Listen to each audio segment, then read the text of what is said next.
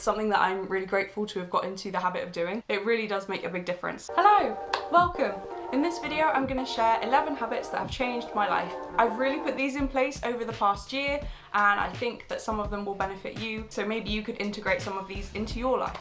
The first one is a really life-changing one. It's doing a daily gratitude list. I have talked a little bit about this before on my channel. I did a video of 300 days of gratitude journaling where I go more in depth about my experience of gratitude journaling, but I'm listing it here because it is such a small habit. It will literally take you a minute to do, just to write a list, either in the evening or the morning. In the morning you can be like, I'm grateful that I had a good sleep, I'm grateful that I woke up, I'm grateful that I'm comfy in my bed, I'm grateful for my morning cup of tea. You can do your gratitude list in the morning. I prefer to do mine in the evening just because then I can reflect back on the day. So I do my gratitude journaling in this tiny notebook and so you can imagine it only takes like a minute to fill up this page with things that happened. I'm nearly at the end of this actually, which is quite sad. It really is a life-changing habit. I would consider myself to be a realist, or at least I don't think I'm a negative person. I'm quite cynical, but doing this gratitude journal every day and just doing a gratitude list, it really shifts your perspective or your view of things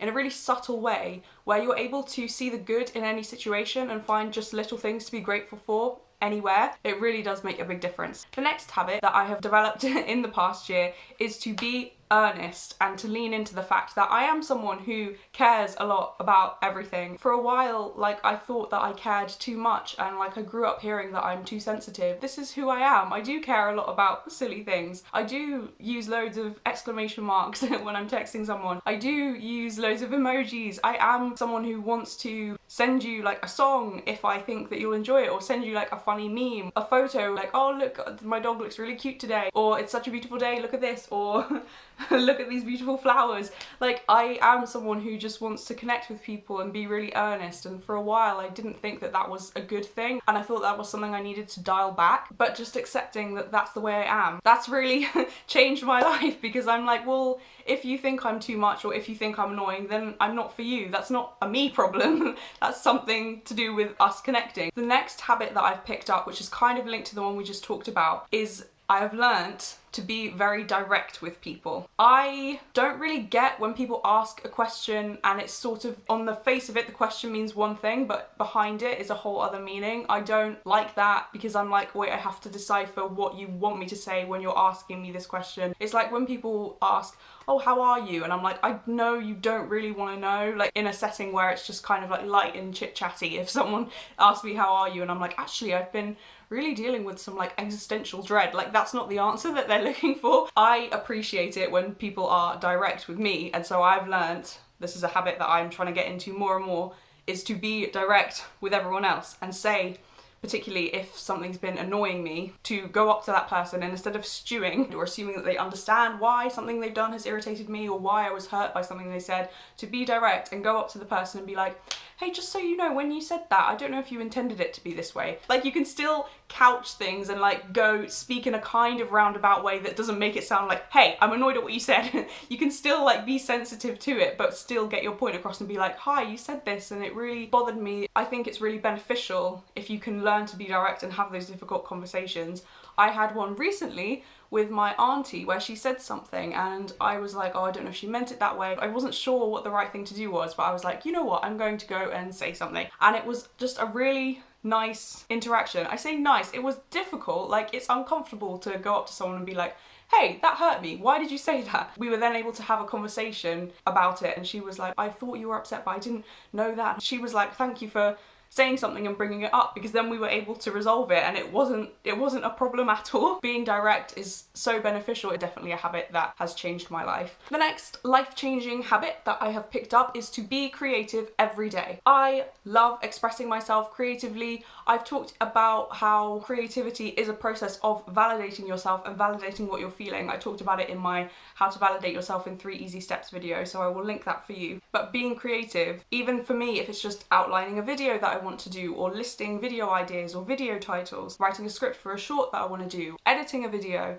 even if it's something that I don't post, like I have my YouTube channel, even if it's something I never post, or it's something that I don't share in terms of like writing a story or writing like a character description or a setting or whatever, even if it's not something that is for anyone else and it's just for me, that is so valuable and it's so important for me to do that every day. I find it to be such a healing thing. This links to the next life-changing habit, which is that I have learnt to create more than I consume. I just talked about creativity. For me, being creative is such an important part of expressing myself and dealing with difficult emotions. If I find myself getting sad, it's not necessarily like sad or annoyed. It's kind of like this low level like discomfort or just feeling like things aren't right. When I get that particular feeling, I know that I need to assess how much I am consuming versus creating. I love listening to podcasts when I'm cooking or when I'm walking. Not all the time, because I think it's also good to be in silence sometimes and just have your thoughts going. Love listening to music. Love watching TV or having TV on in the background as I'm like cleaning up, or before I go to sleep have an episode on. I love stories. I love getting to know a different character and just getting involved in a different world. I love that. But there needs to be a balance, and I've learned, this is a habit I've got into, once I'm sensing that I'm feeling a bit sad or a bit of discontent, I know to look at the balance of creating versus consuming. And if I've spent a lot of time watching YouTube videos or listening to someone's podcast and I leave that, and instead of feeling like uplifted or like I learned something or like I'm inspired, instead of that feeling, if I'm feeling really confused, low level irritation, I'm like, hang on, have I done enough listening today? And I now actually need to make something of my own, whether it's I need to spend some time editing or I need to do some writing. I could do my gratitude list and write that. Creating more than I consume, that's been a really important habit and just something to keep in mind that has really helped me. Another habit that has changed my life is to cook every day. I'm not saying you need to like cook yourself a feast every day or have to cook every single meal. I've gone through stages of doing that where I was like weighing all of the ingredients, and it just made it easier to like cook lunch and dinner and then maybe do some like fancy breakfast, like cook up some peppers and onions with some spices and have that on toast. Delicious, but not very sustainable to be cooking for every single meal. Even if it's like batch cooking, I think particularly evening time for me, that's a nice like 5 o'clock time. I do like cooking something, whether it's just prepping some vegetables, like looking whatever's in the fridge and cooking them, doing some tofu scramble, doing like stuffed aubergines or some kind of lentil stew. I just love cooking. I find it a really therapeutic process, just the repetition of it. Say if you're chopping vegetables, let's say, like the repetitive action of it is really therapeutic, and I also find the fact that it's involving all of your senses is therapeutic as well. The different textures of the vegetables, when you've got the oil going and then you put the vegetables in, it's sizzling, there's like the steam when it's cooking, particularly if you're cooking something like onions or garlic, it just smells so good. So it's like involving all of your senses, and I find that to be a really healing thing, really grounding. So that is a really important habit for me to do every day because it reconnects me to myself. Linked to this, I've got into a good habit of trying to eat multicolored meals, because different colors, I mean, I'm not a nutritionist, but different colours mean different nutrients. So if you're having like purple cabbage or red onion and then carrots and tomatoes and spinach or kale or rocket, all of these different colours, it means you're getting different levels of nutrients from each one.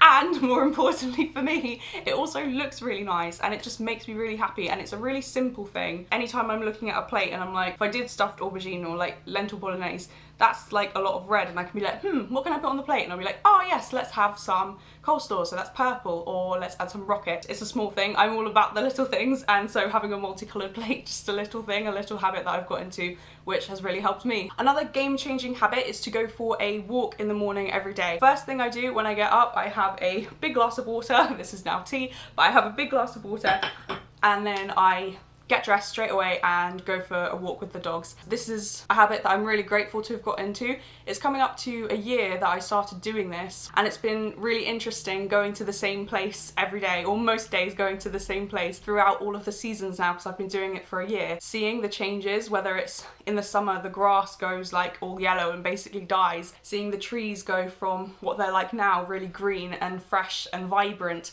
to then more of a dulled green in the summer into the reds and all the lovely colours of autumn, and then no leaves, and seeing like this progression and the cycle of nature. That has been one element of the walk, aside from the fact that walking just, it helps me to process things, it helps me to think things through. I like the repetitive action, like we talked about chopping vegetables, just like the movement of it. I find that to be really helpful. It's also good for you in all kinds of ways. It's just a really beneficial thing to do, and it's something that I'm really grateful to have got into the habit of doing. Another really helpful habit is to use music to regulate your mood. So I like having different soundtracks or different playlists for different kinds of the year. I know if I put on the Harry Potter soundtrack, I know that's time for me to then get to work. But it's the Great Pumpkin Charlie Brown soundtrack, reminds me of last September. Arctic Monkeys' The Car reminds me of last October, because that's when that came out and I was listening to it a lot. Arctic Monkeys' Tranquility Base, that reminds me of like 2018, summer 2018. Music is such a powerful thing. You can tie it to memories, but it's also helpful in terms of regulating your mood, because I have certain songs that when I put them on, even if I'm having like a really rubbish day and all in my head and just thinking like, oh, this is so, like, this day is going badly, I have certain songs that when I put them on, I'm like, oh, okay, no, I can change this. I don't have to be in this sad frame of mind. This song can help me like get out of this negative headspace. The same kind of way as like the gratitude list does in terms of like rewiring and being like a bit of a pattern interrupt. When I put on, for example, 1985 by Bo Burnham, I'm like, oh, there is good in the world, and I don't have to sit in this horrible mood. I can get up and maybe just put a few things away, go and make myself a cup of tea and have a bit of a reset. Because for so long I would do the opposite. I would be feeling sad, so then I would put on some sad songs, and then it just becomes like a self-fulfilling